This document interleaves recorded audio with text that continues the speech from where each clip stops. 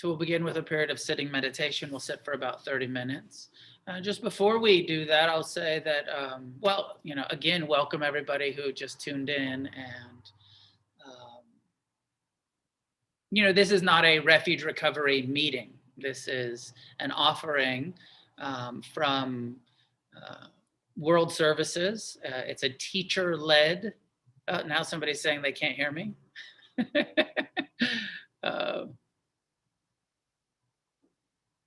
I don't know what to do. I can hear you perfect. I think you sound perfect, man. Some people can hear you. Maybe somebody's.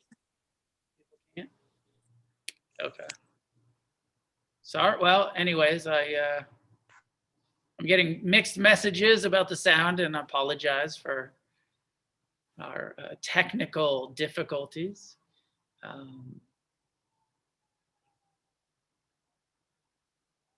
Forgot what I was saying. Oh, just clarifying that, Refuge Recovery, the way that I created it was for the meetings to be peer-led. So there's no teachers in Refuge Recovery meetings. Even if you are a teacher like myself in a Refuge Recovery meeting, we don't play that role. It's really, we're there to support each other.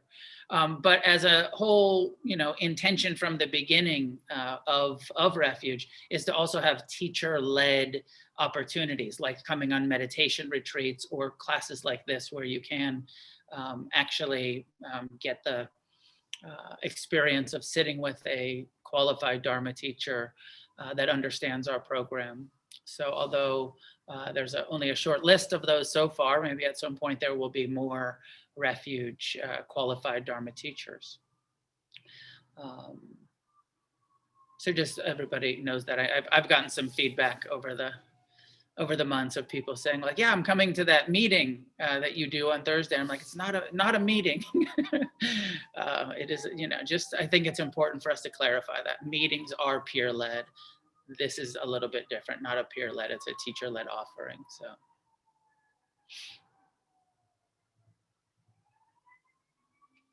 That's all I wanted to say about that. Welcome again, and find a way to sit upright, relaxed. We'll start with a period of meditation. And, we're going to talk about inventory tonight, and I'm going to lead some reflections on inventory. And I just want to, put this in the context of mindfulness. It is a practice of mindfulness to investigate. And sometimes we get a mistaken message that mindfulness is only a sort of detached observation of what's happening, rather than an engaged participation and investigation of our body and heart and mind. And so my sense that the whole inventory, and we'll talk about it, is about investigating, bringing mindfulness to what we're holding, what our past experience has been in addiction, what our present experience is with the memories and the regrets and that we're holding around our history of addiction and just our lives. And so on some level, I see the investigation and the inventories as a practice of the third foundation. What's in your mind, and what's in your mind about your past? What are you holding on to? What are you remembering? What's there? And then in the fourth foundation of mindfulness, the Buddha says that there are seven factors, seven qualities of awakening, and these necessary experiences of awakening. And one of them is investigation. It's an enlightenment factor. The more that we investigate and turn towards and see clearly the truth about our mind and our heart and our human experience, our past, our present, our tendency to spend a lot of time thinking about the future, that this quality of investigation and inventory is very much in line with what the Buddha was guiding us as far as the path to awakening. And I understand that a lot of people have gotten some different messages from different Buddhist traditions and different Buddhist teachers about mindfulness just being this kind of watching, observing, detached, and even sometimes we get I'm probably guilty of it too, in Refuge, and I've often talked about breaking our addiction to the mind, and then often people think about, oh, well, if I'm not addicted to my mind, then I can't actually use it to reflect and think and analyze. But it's so much of what we're doing, and so much of what happens in meditation and mindfulness practice is that we develop the discernment of being able to use the mind, to train the mind, to see more clearly, and have the discernment of like, oh, this is worthy of investigation. I really need to look at these thought patterns. I need to look at and investigate my relationship to the substances, to the behaviors, to money, sex, power, karma, speech, action, livelihood. All of it is a investigation that we do very thoroughly, and I ask all of us to do very thoroughly in the Refuge Recovery inventories, the first and second truth inventories. So just as a setup for the how it fits with our meditation practice, it is an aspect of mindfulness for sure. So again, finding a way to sit and establishing upright and relaxed posture.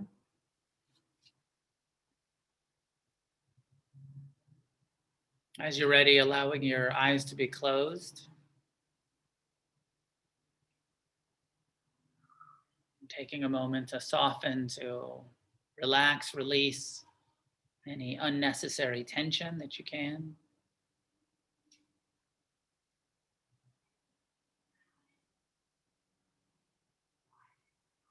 Eyes gently closed, jaw not clenched, unclenched. Where is your tongue? Is it resting in the palate of your mouth or pressed against the top of your mouth? Relax the shoulders and neck if you can. Release tension, soften. It can be a feeling or an image of the skeleton, the upright spine, the bones stacked, the skeleton upright, but the flesh of the body, the musculature hanging loosely around the skeleton. Sometimes the image is used of a pole draped by a scarf or cloth, but the body's just hanging loosely around the skeleton.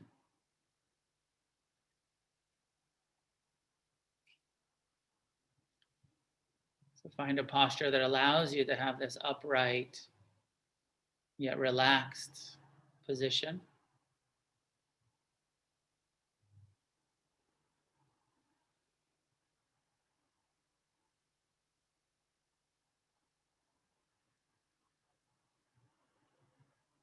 And try to allow the breath to come and go naturally without controlling it, just body breathing all by itself.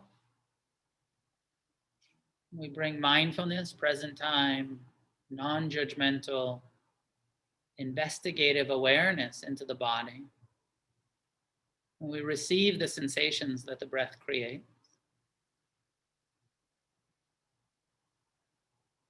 Mindfulness of the breath as the anchor, as the initial, the foundation practice.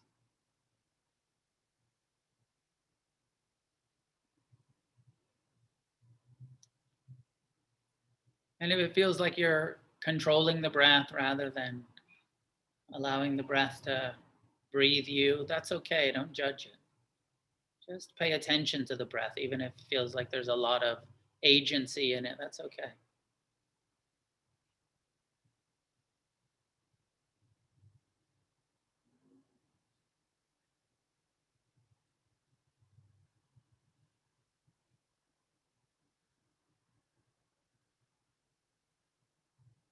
Breathing in one nose, I breathe in.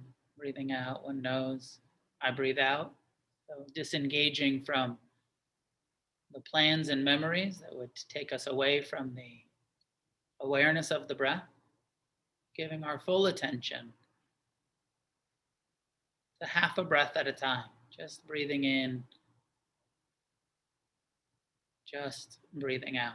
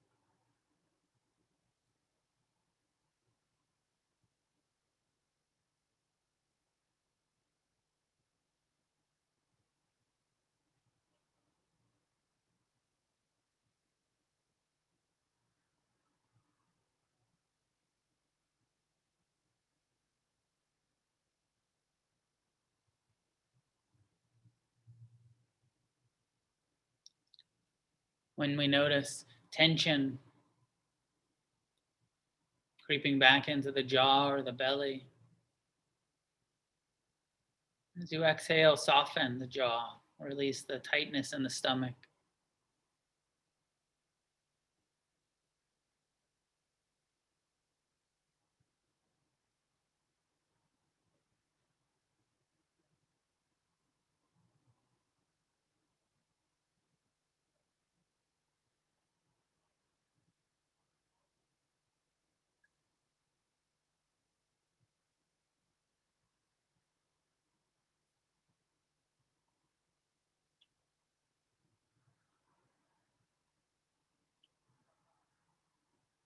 As much as you can, bring an attitude of friendliness, of kindness, compassion,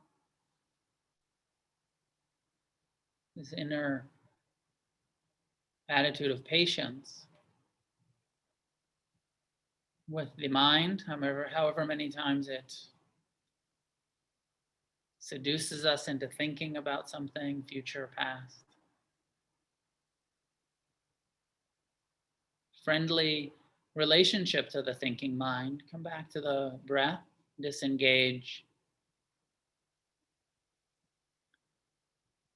and re-engage with the present time embodied experience over and over, but with a intention of kindness.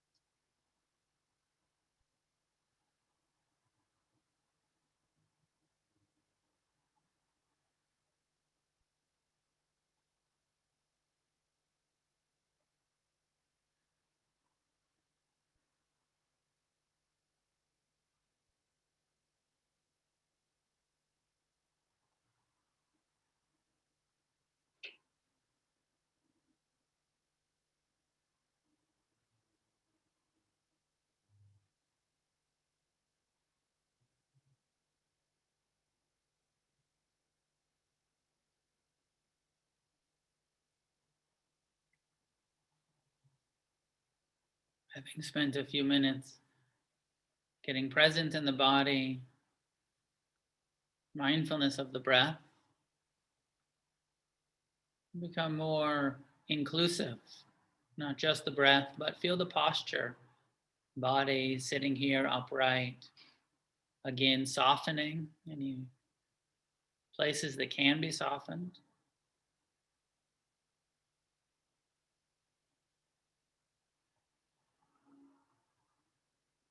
Becoming aware of this body as the four elements.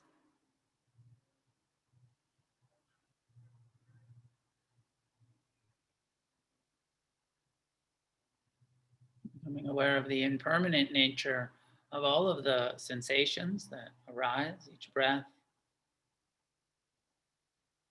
coming and going, every sensation arising, sustaining and passing.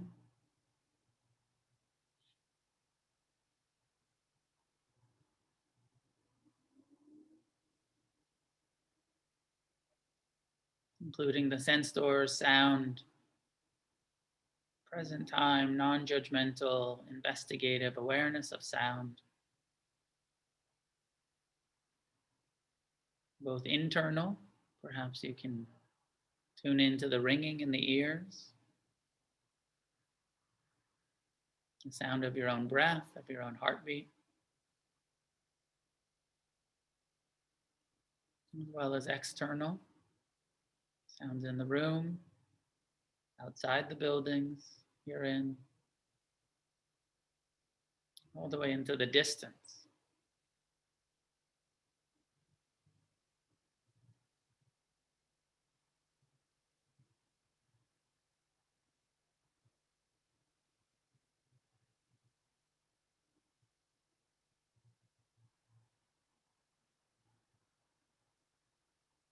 Smelling and tasting, seeing, investigating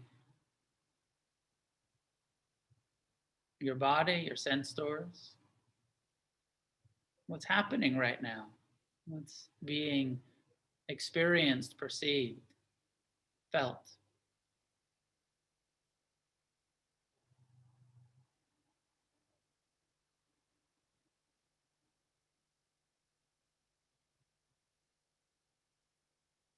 How do you experience the elements, the air element,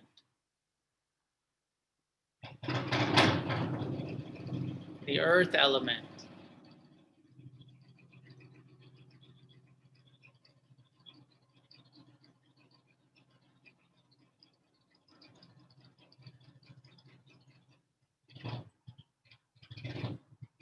the heat element, temperature,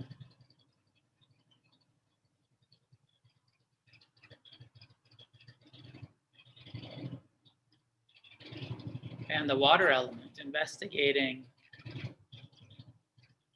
this human body with these sense doors made up of these four elements.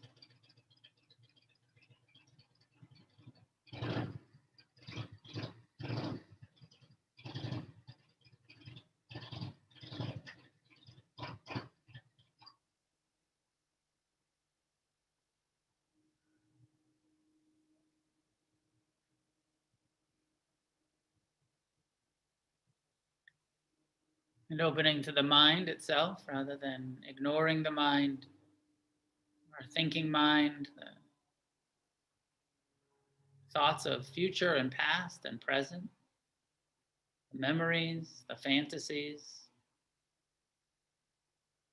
the hopes and fears of the mind itself as an object of your non-judgmental, kind, investigative awareness.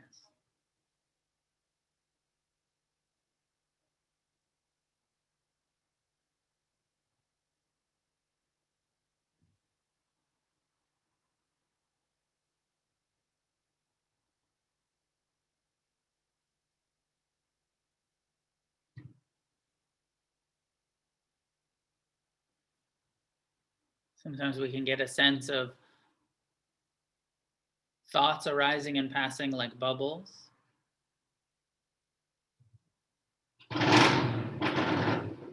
Make room for all of it, the sensations, the sounds, the thoughts.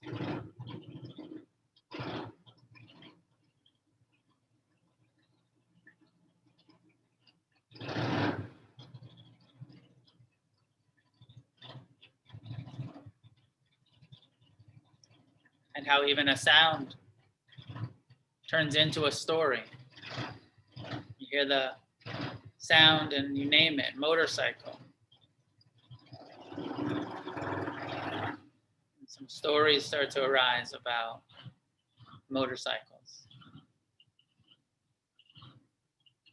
This bubble that proliferates.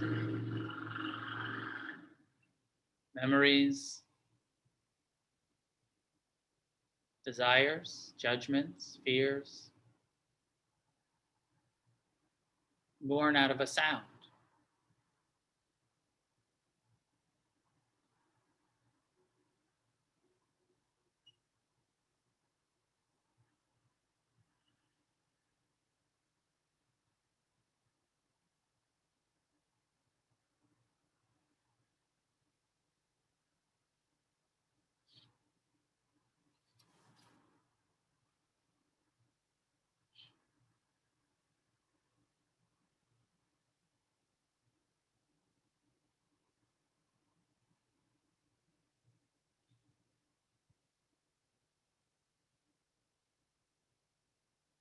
My Dharma teacher, Ajahn Amaro, encourages a relationship to the mind through mindfulness that is unentangled participation,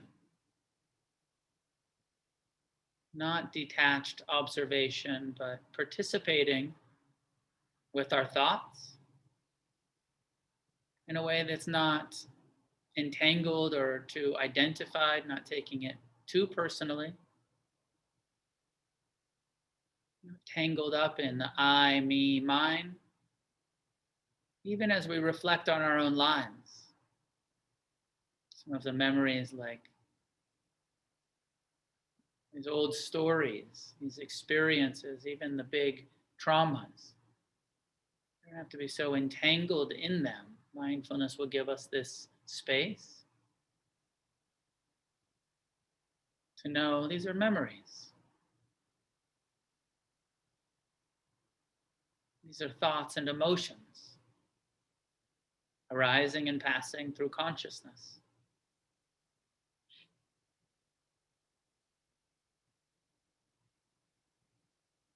So some reflections, investigations on the first truth, the suffering of addiction. Reflect, intentionally engage your mind in this meditative state, investigating the suffering that addiction has caused in your life.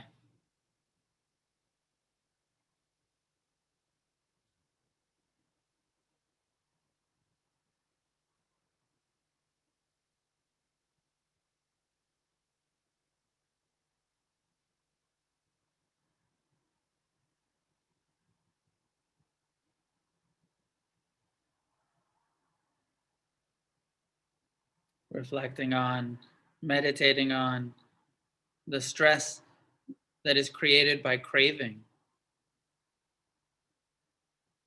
Allowing yourself to remember, as we do in the inventory, whether it's a bit distant or a bit more current, how much suffering there is in this craving for more, craving for permanence, craving for oblivion.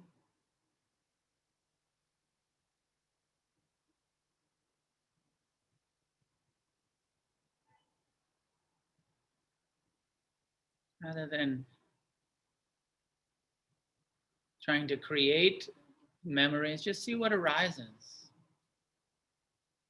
You say in your mind, craving, see what the mind recalls, gives birth to. The suffering of craving of our lives. And of course, even in recovery, that repetitive craving continues, taking new objects.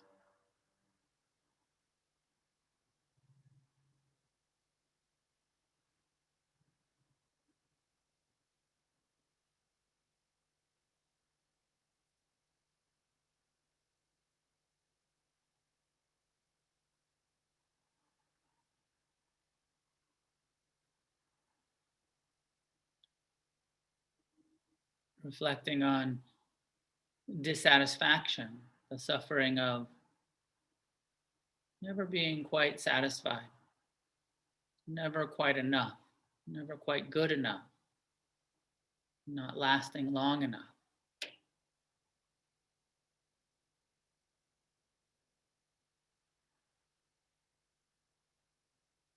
Again, just seeing what arises in your mind around dissatisfaction.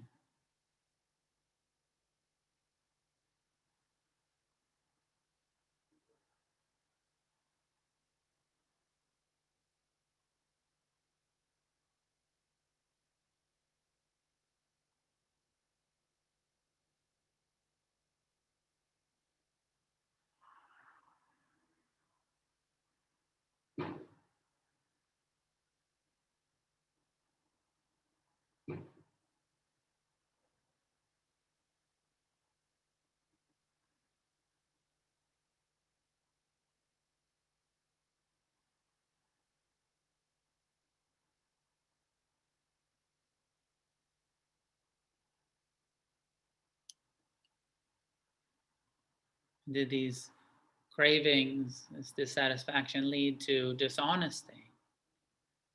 Did we lie and steal, omit the truth, minimize, exaggerate?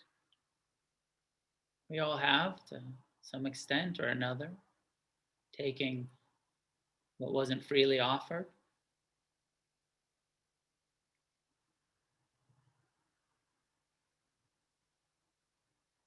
Investigating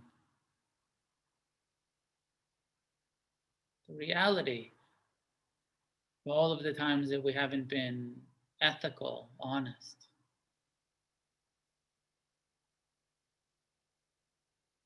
And perhaps the regret or shame, guilt, karma that we created.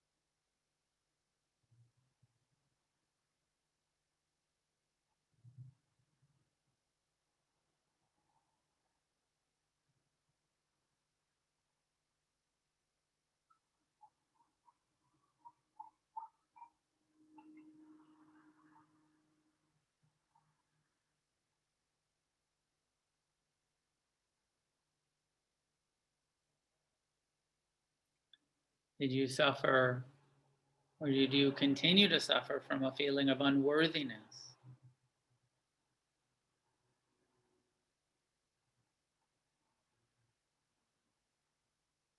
Did this confusion about our worth begin before the addictive behaviors? Or was it the addictive behaviors that led to this self-doubt, this feeling of unworthiness?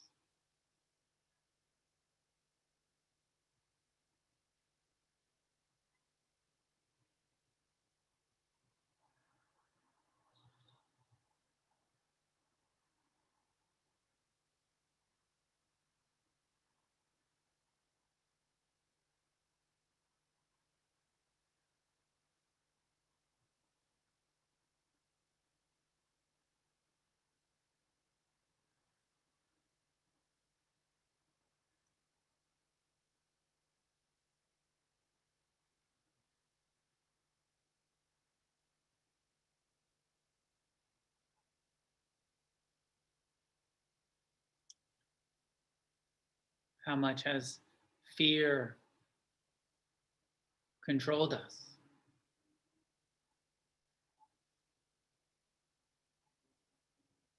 How much of what we say and do is controlled by a fear?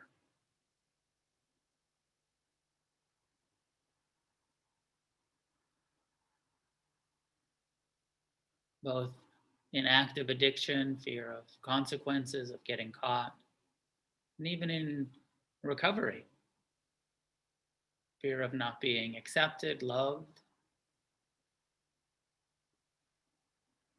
seen, appreciated.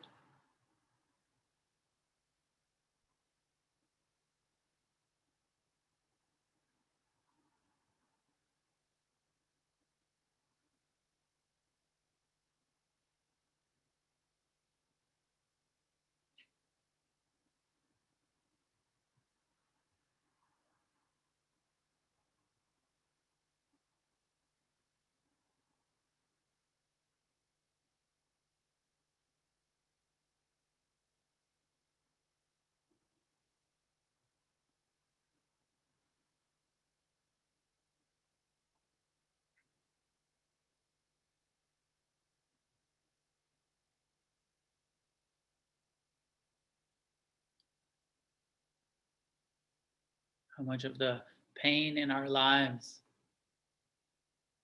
was covered by anger, resentment.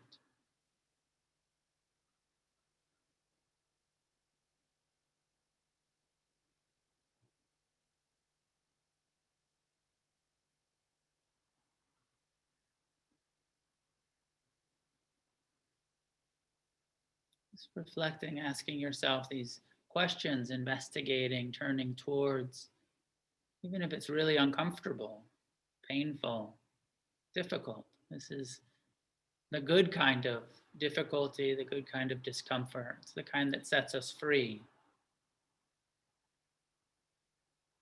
Not making anything up, just turning towards the truth of our heart, our mind, our past, our present.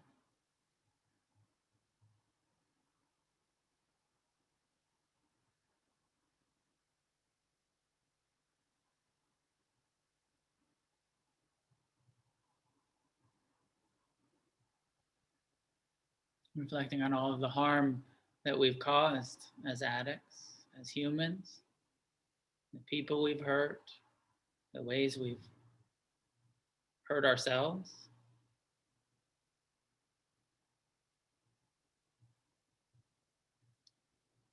With a healthy sense of regret, not, not shame, not the confused idea that we're bad or broken or anything like that. Just we've been unskillful. We didn't know how to hold our pain. We spilled it out onto others. We turned it inward, hurt ourselves.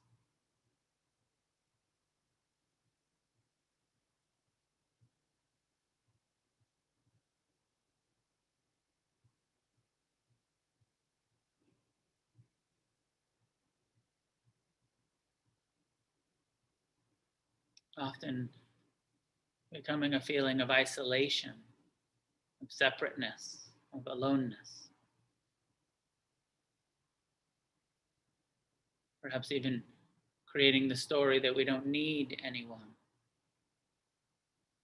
that it's not safe to be connected, to be intimate, to be vulnerable.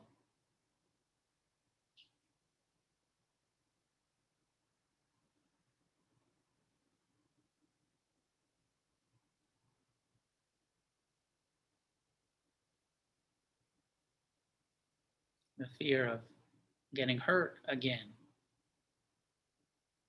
turning into a life of isolation, disconnection.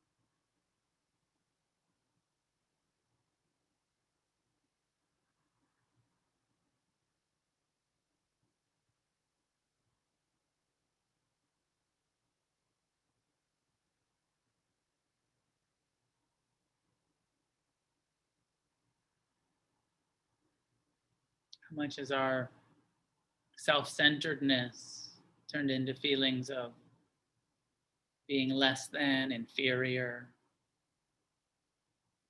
beneath others, comparing mind?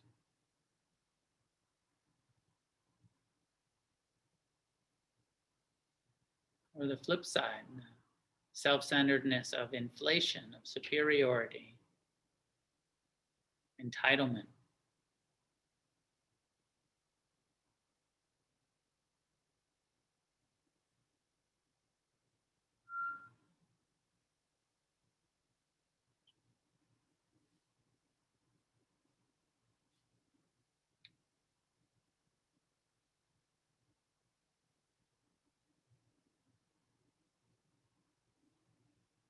How often does our mind lie to us and tell us that we can't be happy until we satisfy some craving or another?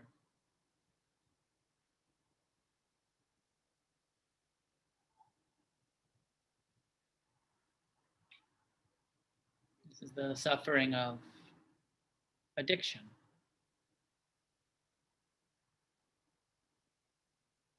The suffering of the human condition.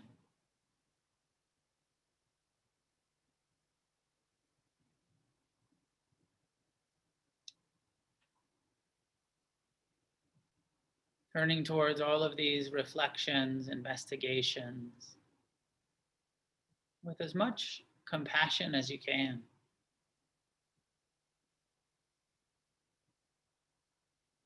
As much mercy and empathy for the pain of our lives as we can muster in this moment, even if it's just an intention. Even if you can't do it yet, it's the intention to be friendly and kind and compassionate and forgiving to this suffering we've all experienced. And saying to yourself, I forgive you as much as I can in this moment.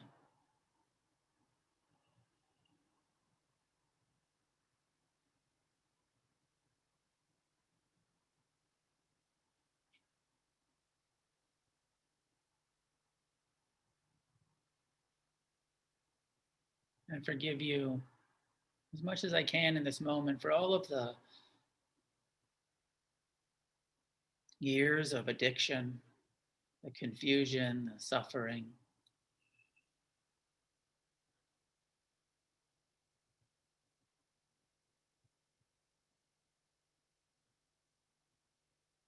And then ending with a little bit of gratitude towards yourself for the hard work of recovery, a willingness to be uncomfortable, to turn towards, to heal, to forgive.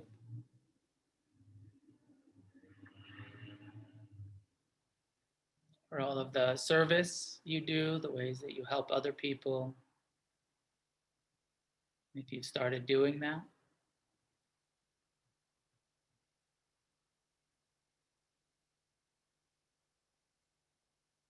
Gratitude just for staying on the path today, for showing up for your own recovery.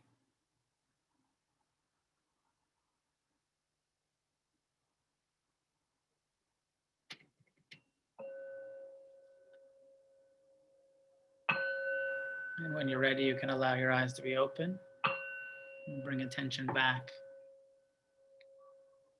to the space that you're in.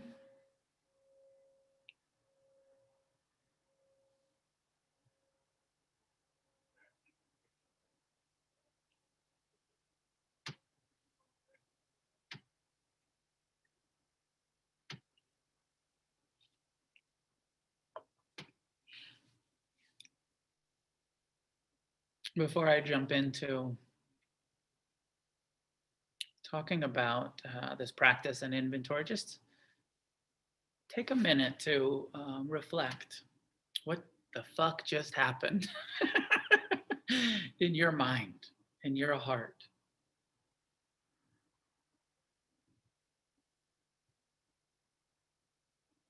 can sometimes be a good idea also to have like a meditation journal, because some of what we learn after we do a meditation is by reflecting on it and just kind of investigating, like, oh, there was this stuff that came up that I'm very familiar with, or that I was a little bit surprising to me. Sometimes it's worth, after meditating, to take a moment to jot down some of the reflections that you just had.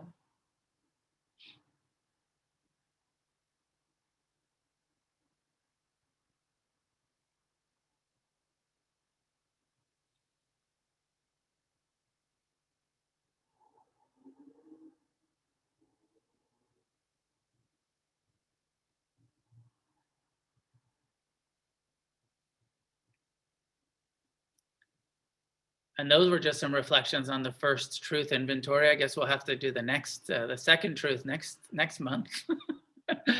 Of just turning towards the reality of suffering in our lives. This is the Buddha's first noble truth. It's the first truth of Refuge Recovery. It's the foundation that we cannot skip. We can't go back into denial. We can't just ignore all of the pain of our life and think it's going to magically go away. It's by turning towards it, seeing it clearly, reflecting on it, writing the inventories about it, that we have the opportunity to heal, to really focus what needs compassion. We develop the compassion, and then we'll be able to bring the mercy and the compassion and the forgiveness that we learn through these practices towards all of this pain, the suffering. And as you see, I mean, I know it's obvious,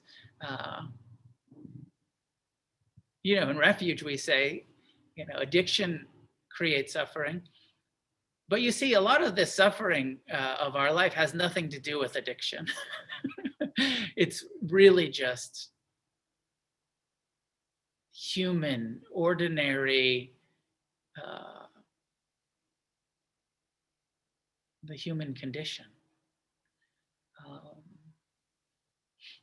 And, this is,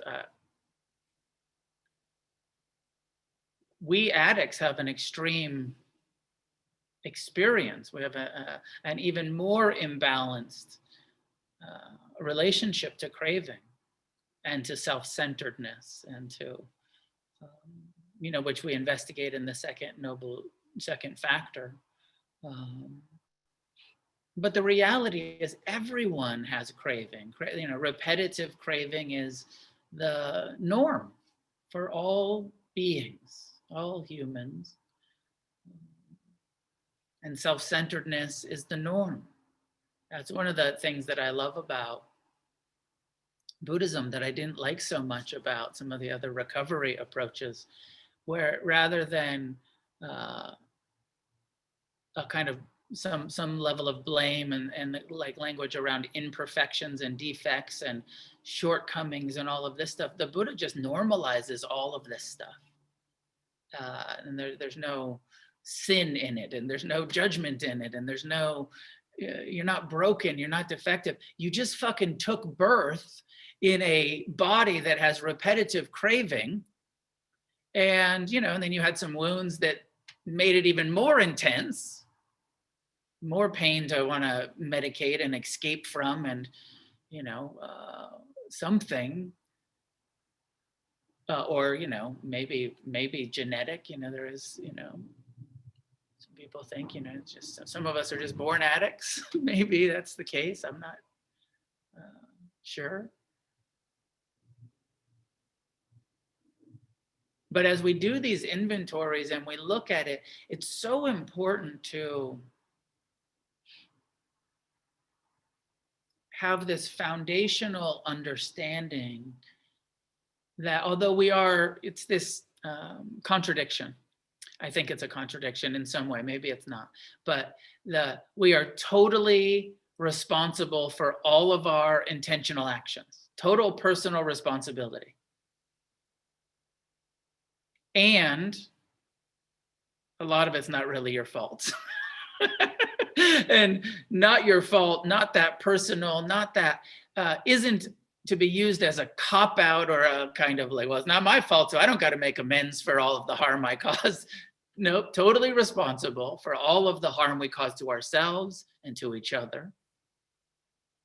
But this normalizing thing that the Dharma does, that the Buddha offers us, that we're trying to do here in Refuge, which is that the craving, the fact that you had craving and self-centeredness and fear and unworthiness and doubt, not your fault.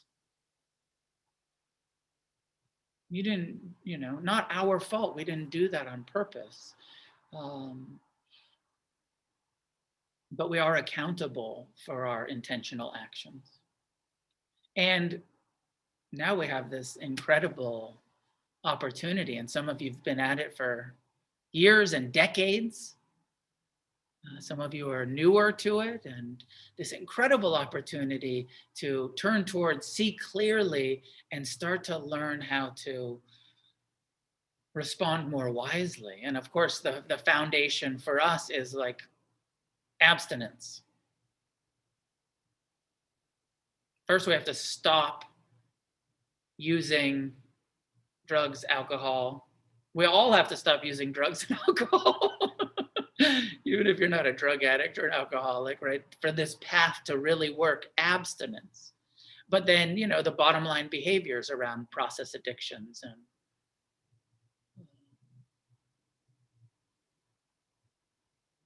we have this opportunity to truly heal, to truly get free, to really learn how to care about our own pain and the pain of others, what we call compassion, which starts with tolerance and leads to mercy and culminates in an ability to have compassion for ourselves and each other. True compassion. True compassion has no attachment to an outcome.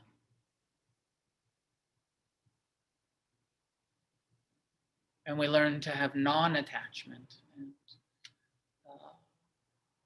and still enjoy all of the wonderful experiences, the healthy, appropriate, wonderful experiences that life affords without suffering about them, the clinging that causes suffering. So, you know where we're going, right? We're going to recovery, we're going to freedom, we're going to, and we get there. And I know it's a little heavy. We get there by starting with looking at all of the pain and doing these intense inventories of our lives, of our minds, by investigating and I a lot of this, like we're doing in the meditation tonight, I'd imagine a lot of those thoughts and feelings come up naturally when you're meditating. Your mind says, hey, unworthiness over here. Remember you're a piece of shit. Don't forget that. Or your mind says, hey, remember all of the people you hurt, or how much violence or how much how much fear you've been in your whole life, how anxious. So a lot of this stuff comes up even when we don't ask it the questions and we don't intentionally reflect on it. This is just my experience of meditation, is that my mind just loves to remind me of all of the ways that I have suffered and all of the ways that I've responded unskillfully to my pain, to the world. But in Refuge, we ask you to not just sit with it in meditation. And this is where, what Refuge is doing as a recovery program is a little bit different than you'd normally find in a Buddhist community, is that we're asking you to write it down. Not just acknowledge it in your mind as it arises and passes, but to put it down on paper. Do the inventory, write it all down, and then also share it with someone else. In traditional Buddhism, in the monasteries, there's this ongoing, regularly scheduled sort of confession that they do, where they share everything, with each other. And there's an intimacy, and there's this sort of like, let me share with you, and then this offering of forgiveness that happens. And so when I was creating Refuge, I was like, we need, and from the big influence I had from the 12 steps, we need something like this inventory, writing it down and sharing it with another person, to get it out of our heads, to get out of like holding on to our secrets and holding on to our pain, and starting to share it with each other and normalizing it. And there's so much freedom that comes from this process.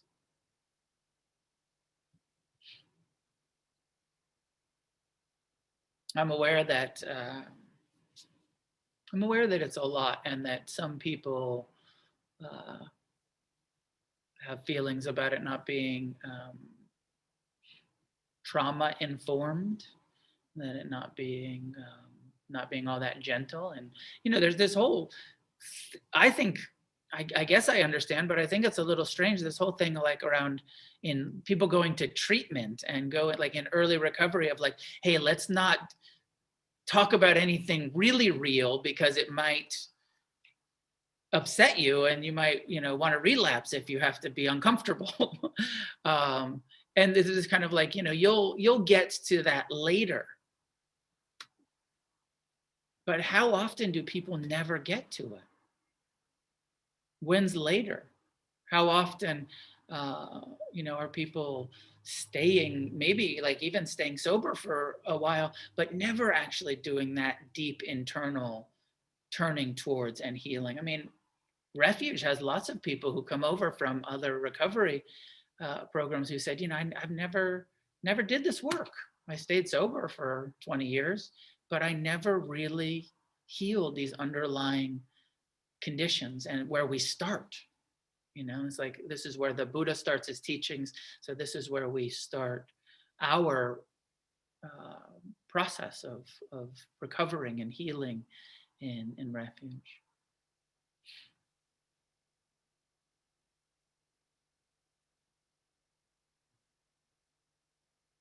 So I think you know what I mean. I'm curious. I don't know if there's really a way, but I'm curious how many people have. I mean, you don't need to answer this, but it's a rhetorical question of how many people have completed these inventories, and if you haven't, what are you waiting for? In the book, I did say, maybe for the first couple of months, you come to Refuge, you go to lots of meetings, you connect with the Sangha, you start your meditation practice right away, and after a week or so, start alternating the mindfulness with the forgiveness practices. My sense was, okay, couple months of doing your meditation, doing your forgiveness, connecting with each other, then dive into the inventory. Get a mentor, and dive into the inventory. I'm not sure that people need to do this on day one, but I wouldn't wait past a couple of months to start doing this. And some people, I certainly have met people who said, I did it on day one. And great, like if you're ready, if you're here and you're desperate and you're willing and you're, fine. There's no prohibition about starting your inventory earlier or,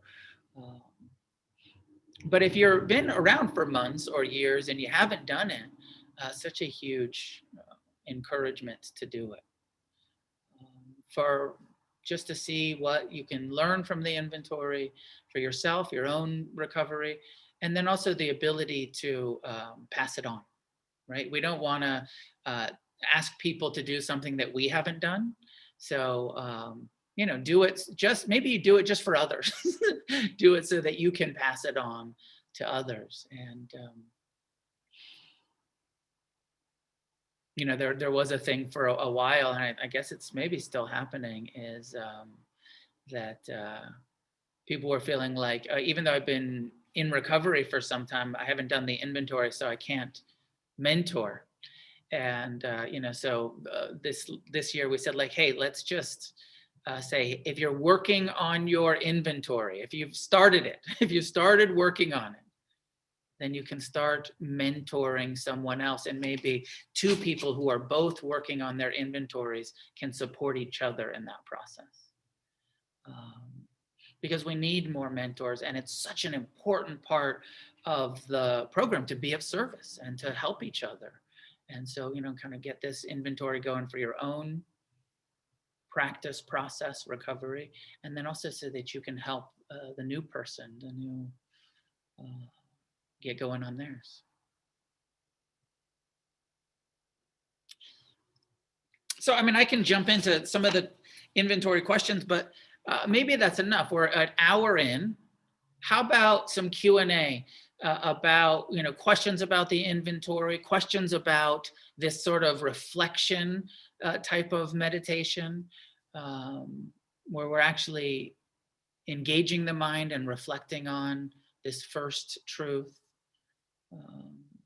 So if you want to ask a question, you can raise your hand. There's a little raise hand thing down in the bottom bar, I believe, or maybe even in your square under the dots. I don't know.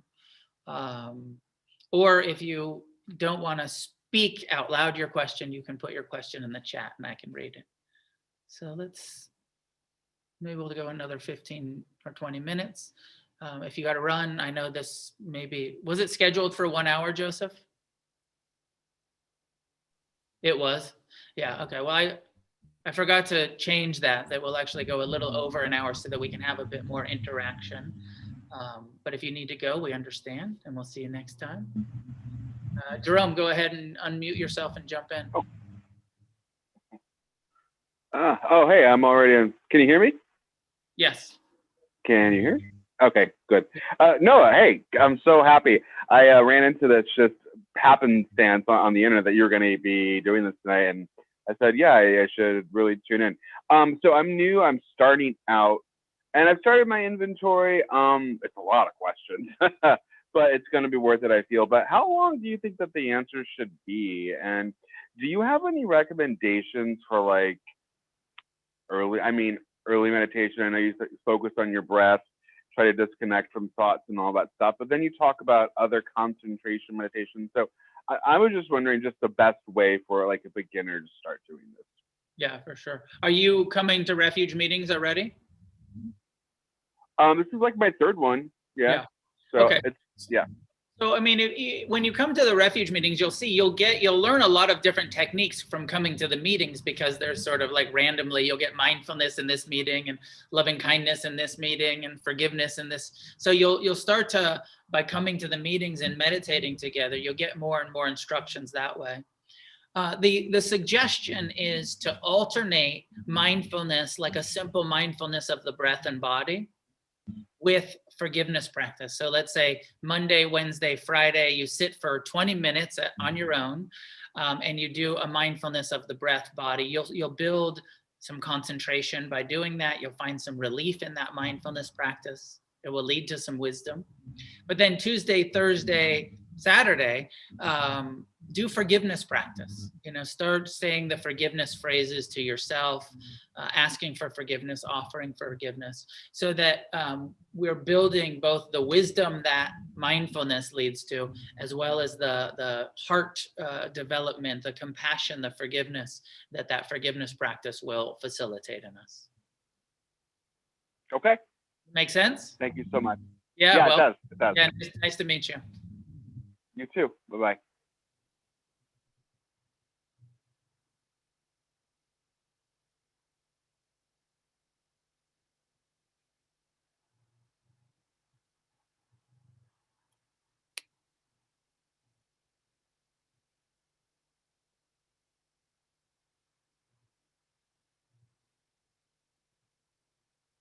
I see there's some comments in the chat about, there's a directory to the meetings. There's people looking for mentors, looking to connect. I'm also very happy to use these Thursdays to encourage people to start meetings, to be of service, to this thing. If there's not already, I know we're still in the middle of a pandemic and there's not that many in-person meetings happening, but if there's not online meetings in your area or in your time, that's good. This this is really a movement of community and community organizing. So if you're interested in starting meetings, go to the website, reach out to us.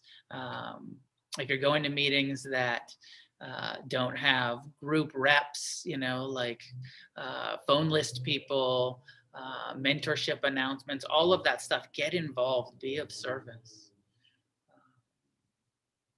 Dylan, go ahead, unmute yourself. Thank you. Thank you for the meditation, and it's very good to meet you. I guess my question is just, I've studied Buddhism and for a little while, and there's all this talk of like nirvana and whatnot, and like the end of suffering. So, and what I like about Refuge is that it has a very grounded perspective on these kind of things. So I'm wondering if you could give us some insight on where all of this will lead, like all this kind of suffering that we come up on reflecting on our own minds. Is there an end to suffering? Is that what this path is about? Thank you. You're welcome, and nice to meet you, Dylan. Welcome. The simple answer is yes, that is what this path is about. Ending, but there's levels of it. Certainly, we can end that extra layer of suffering that addiction creates in our lives. For sure, maintaining abstinence, stop lying and stealing and cheating, and like there's a level of suffering that will go away when you get into recovery and stay in recovery. The ultimate third noble truth, enlightenment, I don't know. I still have, I go back and forth. I'm not sure. I've been doing this shit for 32 something years. I haven't gotten enlightened yet, but what I have experienced is just a tremendous increase in happiness and well-being, and a tremendous decrease in suffering. I certainly haven't perfected any of this shit yet, but it's worked so well in my own direct experience that it's just easy to know that, like, if it works for me and it's been my recovery program, it's been what I've been doing, I know it works. Is it work 100%? I don't know. Sometimes I think like maybe enlightenment is a myth. I'm not sure, but to me it doesn't even matter. What I know is that and I don't mind that perspective of progress, not perfection. This question, Dylan, is coming from a good place, that Buddhism is a perfection model. It says you can become perfectly enlightened. I'm not sure. What I do know is that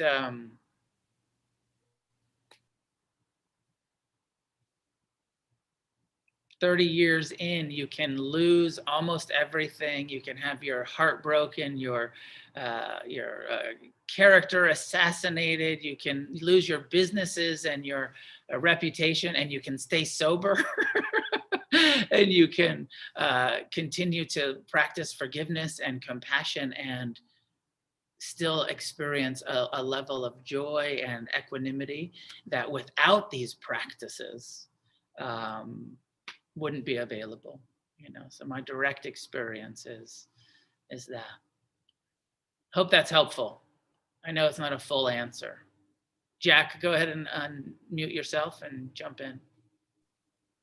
Hi, thank you for the meditation and for the talk and all. I am relatively new to Refuge Recovery, and I'm having trouble with the idea of, this is only sort of tangentially related, but I'm having trouble with the idea of intentions being kind of like more important, or the driving force behind karma, as opposed to your impact, because I guess I'm kind of thinking about, I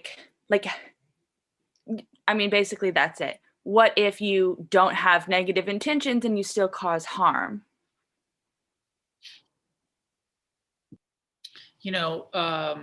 Two pieces. One is my sense is, like in the forgiveness meditation, there is a phrase that says, please forgive me for having caused harm, whether it was intentional or unintentional.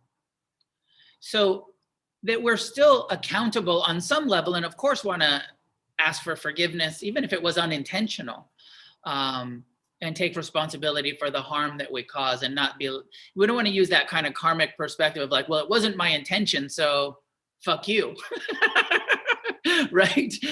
We still can just land in that humility of like, of course, unintentionally, we still cause harm sometimes. Whether or not we get a karmic deposit or a karmic withdrawal, maybe it doesn't matter.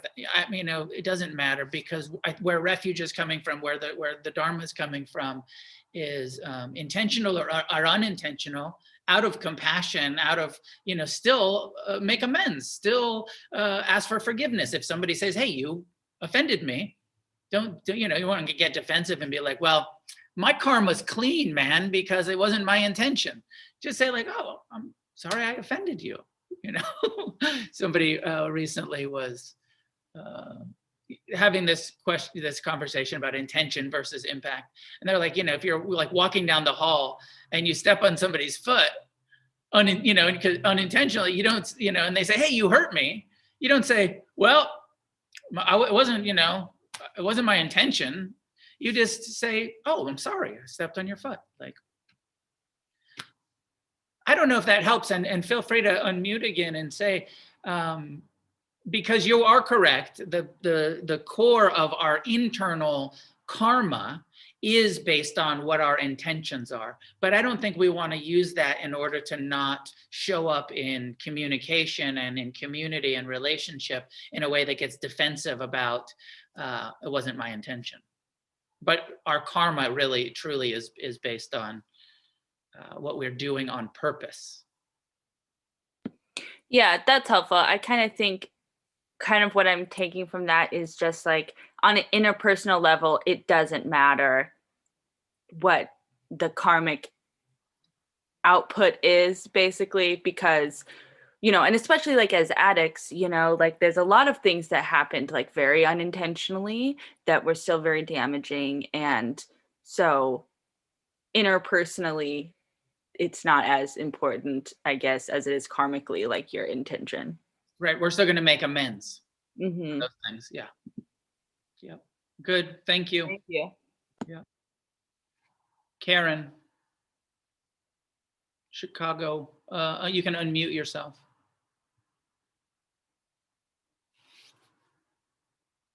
Yeah, I just had a brief comment. In learning about karma, I think it's been challenging, but one definition I heard that helped me a lot is that karma is, rather than a system of checks and balances, is more of that it's the result of every moment that has come before this one, in your personal life, in your ancestral lineage, in your society.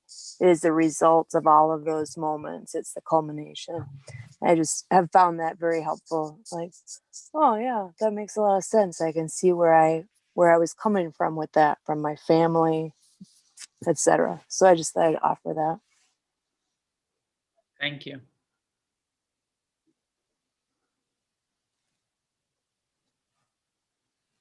All right, well, maybe we can leave it there for tonight.